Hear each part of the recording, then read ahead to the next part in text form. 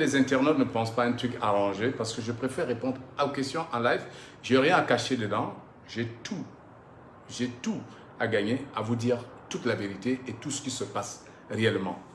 Alors, Président, je te remercie de m'avoir convié pour te poser quelques questions. Tu sais que je ne m'amuse pas dans les entrevues, je vais directement au but.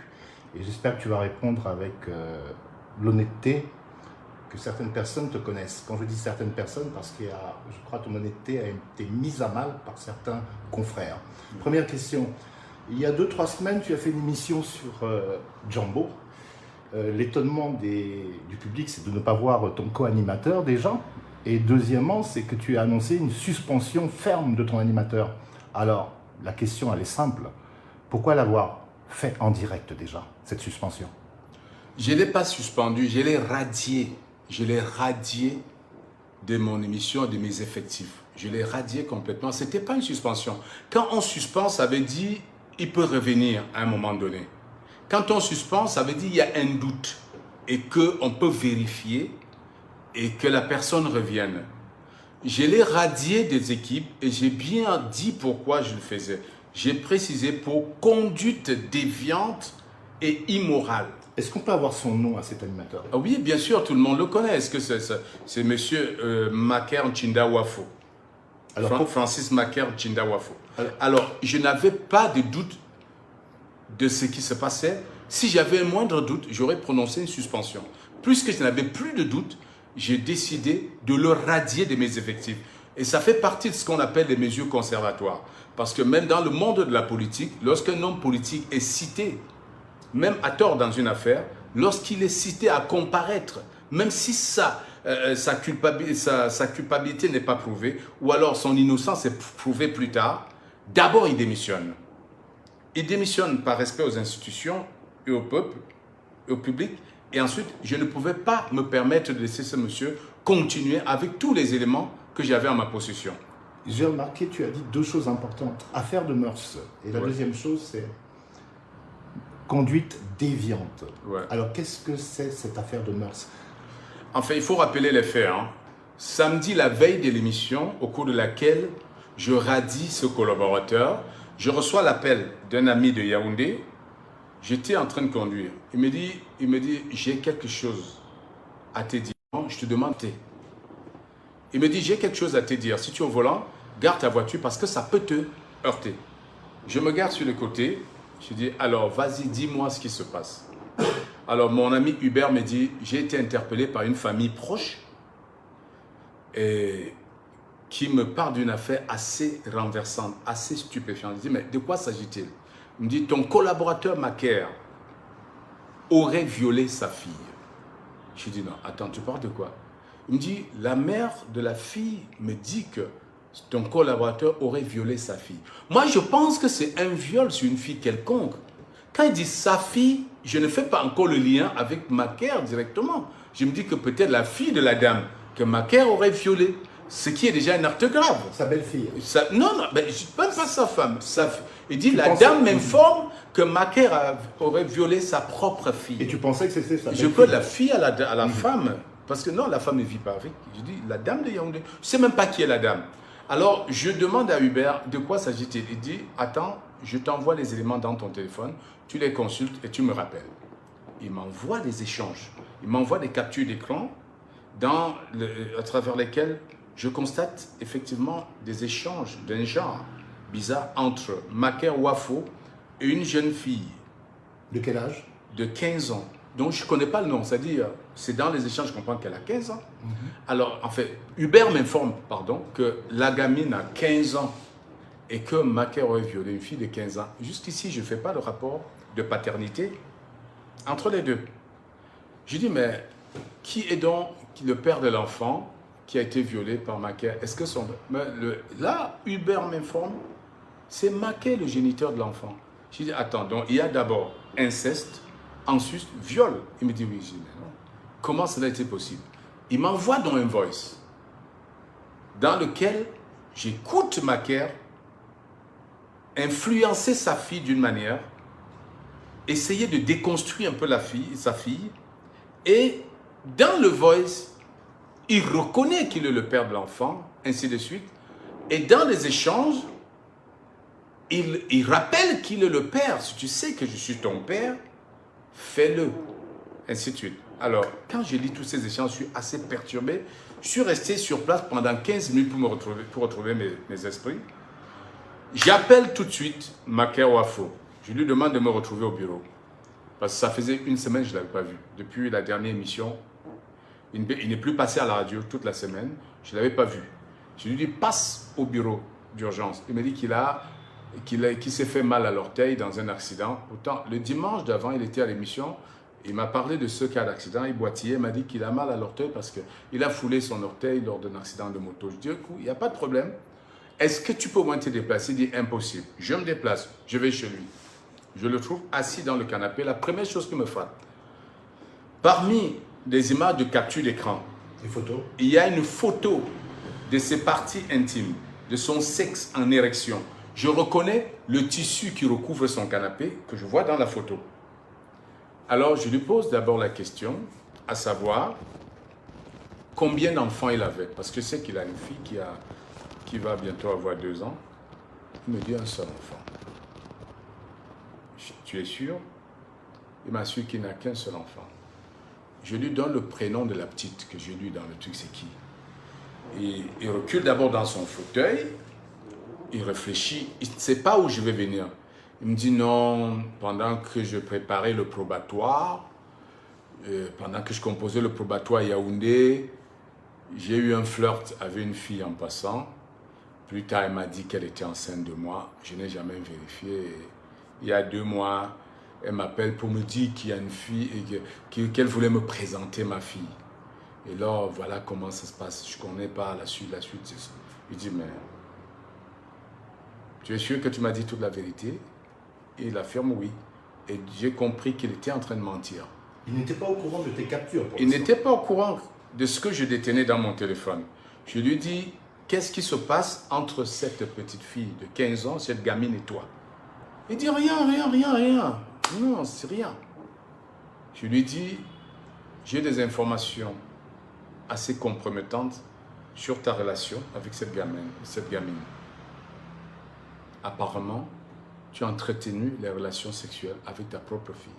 Il dit, jamais, je ne connais même pas où. Je lui sors le premier. Il m'a menti pendant 30 minutes. J'ai essayé de le pousser à me dire des choses sans lui présenter les preuves. Il m'a menti, il m'a tourné en bourrique. Maintenant, quand je lui montre le premier élément de preuve, un échange avec la fille. Un échange audio ou un échange... Non. Écrit, texte, un instant texte avec... un screenshot de ces textes avec la fille. Il regarde d'abord, il pousse un soupir. Et après me dit, c'est mon neveu. C'est-à-dire, il fait porter l'affaire sur son neveu. Il transporte sur son neveu. Il me dit, non, tu sais, Prési, quand je rentre à la maison, je laisse mon téléphone sur la table, mon neveu s'en sert. Depuis que j'ai fait la connaissance de ma fille, mon neveu a pris un malin plaisir à draguer. Depuis que j'ai fait la connaissance de ma fille. Il me précise que c'est sa fille. Je dis, enfin, tu m'avoues que tu as une fille. Il dit, il n'arrive plus à... Il ne sait plus quoi dire. Il me dit, voilà, depuis que j'ai fait la connaissance de ma fille, il a une fille, hein. Mon neveu prend un malin plaisir à jouer un sale jeu. Il se passe pour moi et il drague ma fille à travers mon téléphone. Je dis, ton neveu? Il dit, oui, il est là. Je dis, je peux le voir? Il n'est pas là, ben, je peux te l'amener mardi. Tu vas voir mon neveu, vraiment, ce bonhomme, ce garçon me fatigue. Il dit, mais il s'appelle comment ton neveu? Il me donne un nom. Je dis, mais est-ce qu'on peut le voir ton neveu? Tu peux l'appeler là? Il dit, non, j'ai un problème d'unité, je n'ai pas chargé. Je dis, on peut l'appeler mon téléphone? Il est bloqué. Je dis, ok, comme c'est ton neveu qui écrit à ta fille, je sors un deuxième élément de preuve, qui est la photo de son sexe en érection. Je dis, alors, ton neveu t'a déshabillé. Il a fait cette photo. Il l'a envoyée à ta fille. C'est ça? Il sent que là, les choses deviennent sérieuses. Il a plus d'informations qu'il le pense. Ouais, il rentre d'abord dans son canapé, il s'interroge. Certainement dans sa tête, il se demande quelles sont les informations que je détiens. Il commence à balbutier et il maintient son mensonge. Il me dit, cette photo était dans ma galerie, tu sais, pour pimenter ma relation avec mes copines. De temps en temps, on se filme, on s'envoie. Donc, j'ai fait ça pour envoyer à une copine. Il a intercepté, il a envoyé à ma fille. C'est toujours le neveu. C'est toujours le neveu. Je dis, ok, on va droit au but, je balance le voice. C'est quand il écoute le voice, je vois comment il se décompose progressivement à mes yeux. Quand il a écouté le voice, il dit, c'est ta voix que je connais bien, c'est pas celle de ton neveu. Que disait le voice? Le voice, après avoir envoyé la photo du sexe, il demande à sa fille. Certainement, ce voice venait après la photo. Il dit, si je sors ça devant toi, tu n'auras pas peur? Et la petite dit, mais peur de quoi? Il dit, si je sors ça, donc tu ne peux pas te laver devant ton père, et dans les enfants d'aujourd'hui, donc tu ne peux plus te laver avec ton père. La petite dit, non, même devant ma mère, je ne me lave plus. Ce n'est pas devant papa, je vais me laver. Vous comprenez un peu comment il prépare la petite.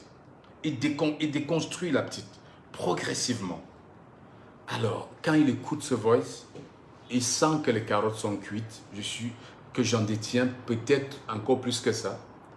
Il passe aux aveux. Est-ce que tu en détenais plus que ça? Je n'avais pas plus que ça. C'était ma dernière carte. Signé, il fallait que j'active d'autres moyens pour l'amener à accepter devant moi. Alors, quand il passe aux aveux, il reconnaît avoir fait ce voice, mais c'était juste pour voir si sa fille avait grandi. Il dit, c'est de cette manière que tu testes la maturité de ton enfant, en lui envoyant le sexe, en lui demandant en plus si vous pouvez prendre une douche ensemble. C'est là où tu décides de le suspendre. Voilà, je lui dis, monsieur, tu me dis toute la vérité maintenant, ou attends-toi au pire. Il me dit, j'avoue, président, je me suis mal comporté, je reconnais avoir texté tous ces messages, tout ce que tu dis. Il reconnaît avoir écrit les messages. Avoir écrit les messages. Deux, il ne reconnaît pas encore. Et quand j'appelle mon informateur, je mets le haut-parleur qui dit, la fille dit qu'il a violé. Et parce que la petite, quand elle revient sur Yaoundé dimanche soir, parce qu'il a fait venir la fille à Douala. Et la fille fait croire aux parents qu'elle était à l'hôtel à Yaoundé avec son père. Parce qu'il y a une voice plus tard où on comprend pourquoi la version de l'hôtel. Un voice que reçoit plus tard où il demande à la fille de le retrouver à l'hôtel et de ne pas dire à maman. Et voilà, la fille dit, il était à Yaoundé, elle est allée le rejoindre à l'hôtel. Parce que maman est quand même dure, elle a secoué la petite, je ne sais pas par quel moyen, elle a paniqué, elle ne voulait plus parler. Alors quand mon informateur me donne cette version, il nie. Il dit, je n'ai jamais été à Yaoundé, si l'émission Djambo finit dimanche à 17h, si je prends un bus pour arriver à Yaoundé, j'y arriverai à minuit. Est-ce que la petite peut être dehors à minuit? Ça tient la route. J'ai dit, mais ça, c'est quand même une version qui tient la route. Et là, tout de suite, il est coupé par mon informateur qui dit stop. Elle a changé d'avis. Elle nous a dit, en fait, c'est elle qui est venue à Douala. Et ça change tout. Je me rappelle, ce dimanche, il est arrivé en retard sur le plateau. Nous, on a démarré l'émission, il nous a retrouvés après.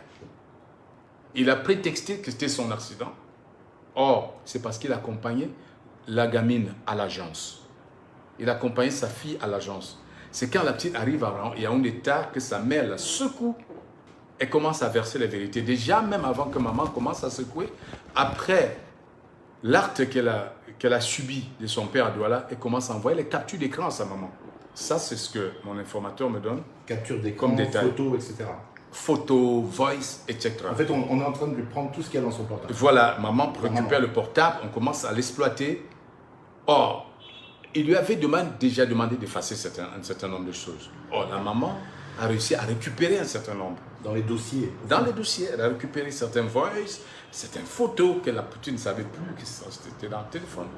Alors, quand il sent que son mensonge ne pouvait plus porter, il baisse la tête. Je lui dis maintenant, qu'est-ce que tu dois faire? Il dit, je ne sais pas. Je dis, va à Yaoundé, rends-toi. Rends-toi, va te rendre. À qui? Va te rendre à la justice. J'ai dit, soit tu vas à Yaoundé le faire, au CED, soit dirige-toi à Bonanjo, rends-toi. Et appelle la famille, informe la famille que tu t'es rendu. Il commence à dire que oui, je reconnais tout ce que j'ai fait, mais je n'ai jamais posé l'acte sexuel. Maintenant, il s'accroche sur l'acte sexuel. Il dit qu'il n'a pas violé. Je ne l'ai pas violé. Il n'y a jamais eu de sexe entre nous. Et lui qui a nié au début que la petite n'a jamais été à Douala. Et qu'elle n'était même pas sa fille. Qu'elle n'était même pas sa fille. Il me dit oui, effectivement, il était à Douala, mais chez son copain. Je dis, mais comment tu as su donc qu'elle était à Douala? Tu me disais, il y a un instant qu'elle n'a jamais été à Douala. Maintenant, tu me dis qu'elle était à Douala chez le copain. Qui est donc ce copain? Qui a envoyé l'argent de taxi? Il invente une histoire, l'argent de transport, il invente une histoire sur la gamine qu'elle serait infectée, hein, qu'elle aurait une MST, qu'il lui aurait demandé de l'argent pour soigner à l'insu de sa maman. Et que l'argent qu'il a envoyé par Orange Money, parce qu'il savait qu'on allait voir les traces. Donc c'était juste pour s'acheter des médicaments. Or, c'était les frais de transport. Et la petite a avoué à sa maman que son père l'a brutalisée, l'a violée, et elle avait même des égratignures sur le visage suite... Des ecchymoses. Des ecchymoses suite à la bagarre. Une fois ou plusieurs fois ça s'est passé? Je ne sais pas, je sais que d'après la gamine, ça s'est passé cette fois-là, quand elle est allée à Douala. Alors, avec des informations comme celle-là, avec des preuves aussi irréfutables, je ne pouvais pas continuer de garder un bonhomme comme ça sur un plateau. C'est d'abord, je ne pouvais pas supporter sa présence et je ne pouvais pas permettre aux téléspectateurs de Canal 2, aux Camerounais, aux familles, aux enfants de continuer à regarder un monstre dans les yeux, de continuer à laisser un monstre le parler, jouer les saltimbanques, à faire... Même une plainte contre lui. En fait, avant d'arriver à la plainte, ce qui m'a beaucoup étonné, ce qui m'a tellement choqué, c'est de voir comment les hommes des médias s'érigent en défenseurs pour ce monstre. J'ai été insulté par des collègues, j'ai été vilipendé par des collègues. Sur la radio où je produis mon émission quotidiennement, un animateur m'a attaqué. En direct? En direct. Il m'a attaqué en défendant ce bonhomme, en trouvant que je n'avais pas raison de l'écarter de mon émission. Pourquoi tu es resté en Mondovision? Pourquoi tu es resté silencieux pendant des jours? Je suis en train d'arriver. J'ai été attaqué sur une radio, ABK pour ne pas la citer. J'ai été vilipendé. Il y a un journaliste, Oriol Choumi, tout le monde le connaît, qui a carrément fait une chronique sur moi, qui a donné une belle leçon de droit, une belle leçon de déontologie journalistique, tout en démontrant comment je n'ai pas respecté la déontologie, en violant la même déontologie lui-même. Il n'est jamais venu vers moi pour savoir pourquoi j'ai pris une telle décision, mais il est allé me vilipender. Et sur la même radio, vous pouvez aller sur les pages de ABK, vous allez lire ce qu'ils ont écrit, hein. Ils se sont même permis d'aller prendre les photos de la pauvre mère d'enfant. Une mère dont la fille était violée, on va prendre ces photos pour la présenter en Mondovision comme une femme pas sérieuse, avec des photos de ses autres enfants mineurs. Petits-enfants. Des petits-enfants. Comment est-ce qu'on peut être aussi méchant? Comment est-ce qu'on peut pousser la cruauté jusqu'à ce niveau? Parce qu'on veut avoir des vues, parce qu'on veut avoir de l'audience, parce qu'on veut, on veut être populaire. On verse dans la bassesse, on prend la photo d'une pauvre dame avec ses petits-enfants, on publie pour démontrer qu'un violeur a raison. Mais pourquoi tu es resté silencieux à cette période? Vous savez, Richard, j'ai fait mon rôle d'homme des médias, de dénoncer. Et les meilleures actions se passent dans le silence. Les meilleures stratégies se tissent en silence. Ce n'était pas à moi de claironner après ça. J'ai posé un acte fort qui a secoué tout le monde, qui a attiré l'attention sur cette affaire. Pourquoi je l'ai fait? Je n'avais pas posé cet acte à Mondovision. Cette affaire pouvait mourir en coulisses comme beaucoup d'autres meurent. Je vous garantis, cette affaire, ce serait fait étouffer en coulisses. Parce que le bonhomme, il a continué à mentir lundi à une consoeur des Griottes TV. L'homme qui me disait, qui prétendait qu'il ne peut pas sortir de la maison parce que l'orteil ne permet pas qu'il bouge, lorsqu'il a senti du danger, il s'est rendu au siège de Griottes TV pour livrer une autre dose de mensonge. Or, ce qui se passe, c'est que lundi, quand la patronne de Griottes m'appelle pour dire, ma consoeur Clarence, pour me dire, Président, j'ai reçu ton petit, il y est fait en bloc. Est-ce que tu n'es pas tombé dans la délation? Est-ce que tu n'as pas commis une erreur grave? Est-ce que ce n'est pas une affaire montée? Est-ce que ce n'est pas une affaire montée? D'après ce que ce gars nous dit, l'affaire est montée de toutes pièces. Il ne connaît pas la gamine. Il ne connaît pas sa mère. Je dis, ok. donnons-nous rendez-vous. Puisque lorsque mon informateur m'envoie les éléments... Est-ce que tu as plus d'informations que les premières informations? J'arrive. Lorsque la famille m'envoie à travers mon informateur des éléments, elle me supplie de ne pas partager. De ne surtout pas partager. Je leur donne ma parole. Et pour respecter ma parole donnée, je refuse d'envoyer les éléments à mes consoeurs et à mes confrères. J'invite donc Clarence, je lui fais lire tous les messages dans mon téléphone. Elle était scandalisée. Son propre téléphone est tombé de ses mains. Ce qu'elle a vu, elle n'imaginait pas. Et tout le mensonge que le bonhomme a servi. Et le deuxième voice arrive en journée, c'est celui dans lequel il appelle la tante de la petite. Ça, ce sont des nouvelles... Oui, et avoue le forfait tout en la suppliant. En faisant croire à la tante que je lui ai demandé de l'appeler pour l'arrangement. Quel arrangement, bon sang? C'est un menteur. Et il a continué à mentir à tous ses confrères. Je suis sûr que ses confrères qui m'ont attaqué ont été aussi induits en erreur par ce menteur. Et s'il te plaît, parmi ses confrères qui le défendent mordicus, sachez qu'il y a des complices. Il y a des gens avec qui partagent ce genre de choses-là. Ce n'est pas pour rien que j'ai été vilipendé. Tu veux dire qu'il y a des réseaux? Parce qu'à travers mon attaque, ils essayent de se protéger aussi. Tu veux dire qu'il y a des réseaux? Moi, je ne vais pas dire un réseau tout de suite, mais les moutons du même pelage marchent ensemble. Les moutons du même pelage marchent ensemble. Et je suis sûr que parmi ces gros défenseurs-là, il y a des petits violeurs cachés. Des pédophiles. Et on apprendra, il y a des petits pédophiles et on apprendra ça un jour. On va les débusquer un jour. Je suis sûr qu'ils seront un jour débusqués. Parce que je ne peux pas comprendre qu'on prenne une mesure conservatoire sur une antenne,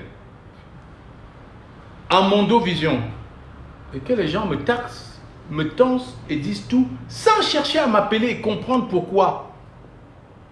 Monsieur Oriol Choumi qui m'a vilipendé et qui a demandé même que je sois viré de Canal 2. Il y en a d'autres? Il n'est pas allé de même ordre, mais j'apprécie quand même la démarche de monsieur Choumi parce que quelques jours après, quand il regarde les éléments de preuve, il me présente ses excuses d'abord en off et à l'antenne. Ça, j'apprécie son humilité. Tout le monde peut se tromper. Oriol Choumi s'est excusé et à travers mon téléphone, et également à l'antenne de ABK Radio, dans l'émission de mon frère et ami Achille Asako. Vous savez, Achille même, il n'a même pas pu m'appeler avant, tellement on m'a diabolisé sur sa radio qu'il ne savait plus par où commencer. Mais c'est moi qui ai pris l'initiative de l'appeler. Il dit, Frangin, ne te laisse pas entraîner dans l'erreur. On est en train de me vilipender sur ta chaîne. Toi, tu ne m'appelles pas pour comprendre. Mais voici les éléments que j'ai reçus. Fais attention. Voyons-nous, je te fournis les preuves. Président Chop Chop, ça c'est pour les confrères, les animateurs, les journalistes, etc. Ouais. Mais la rue, elle dit que vous le protégez. On entendait les bruits dans la rue. Que vous protégez. Que vous protégez Macaire. Protéger un monstre.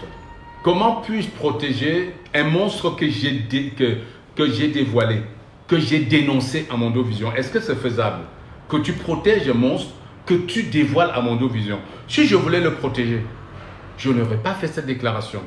J'aurais peut-être trouvé les moyens pour justifier son absence à l'antenne, pour laisser, comme il a dit, il m'a dit il a dit à ses amis qu'il a des sœurs en Angleterre, au Canada, qui vont envoyer de l'argent à la famille pour étouffer l'affaire. Voilà ce qu'il a fait entendre à ses amis proches, que non, il va étouffer l'affaire, sa sœur en Angleterre le supporte mordicus, ses sœurs au Canada ne laisseront pas qu'il est en prison, il va envoyer l'argent à la famille, il va étouffer l'affaire. Voilà ce qu'il a fait entendre.